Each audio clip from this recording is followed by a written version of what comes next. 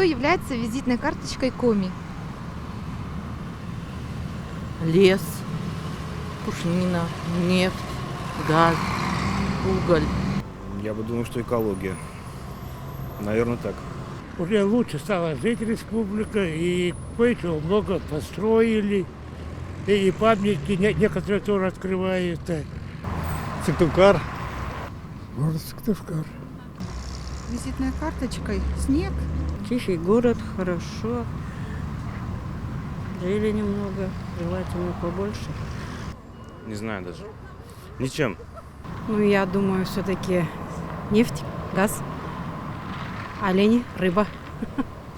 Ну и красота наша. Я не с Коми, я с Чебоксар. Усинск, наверное, с нефтью своей, которая 11% дает добычи. Природа южных районов, именно Коми народу относится южная часть. То, что уже выше Ухты, это, в принципе, промышленная зона, и она Коми народу мало какое отношение имеет. По-моему, многим. Ну, во-первых, Раиса Сметанина в первую очередь. Еще, наверное, есть люди достойные, потому что у нас есть и чемпионы, действительно олимпиады. А так сказать, в каком-то экономическом плане, увы, простого народа это не касается. Может быть, кто-то и может чем-то похвастаться, но нас не касается. Музеи есть, парк вот сейчас оборудуют. Тоже самое интересно посмотреть, как там что будет у нас в будущем. Ну и остальное. Город в середине-то чистый, но окраины уже. Наверное, памятник Ленина. Я так считаю. Мне так хочется считать.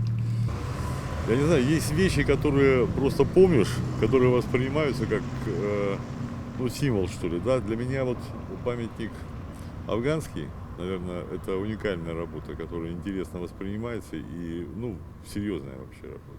Для меня Нет, не надо ведь так говорить. Визитная карточка Сыктывкара, я даже не могу сказать. Но, может быть, дом Суханова,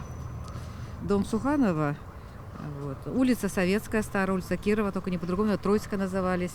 Ну, это уже рассказывали, в детстве там Шанги, Коми, Шанги, значит, потом вокзал близко, аэровокзал. Наверное, сам город.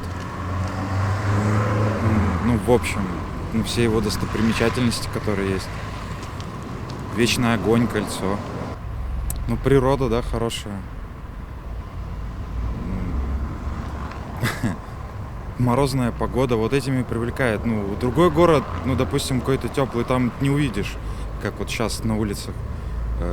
Заснеженные деревья, это все, меня это привлекает вот буквально пару дней назад. Я это почувствовал даже, что приятно.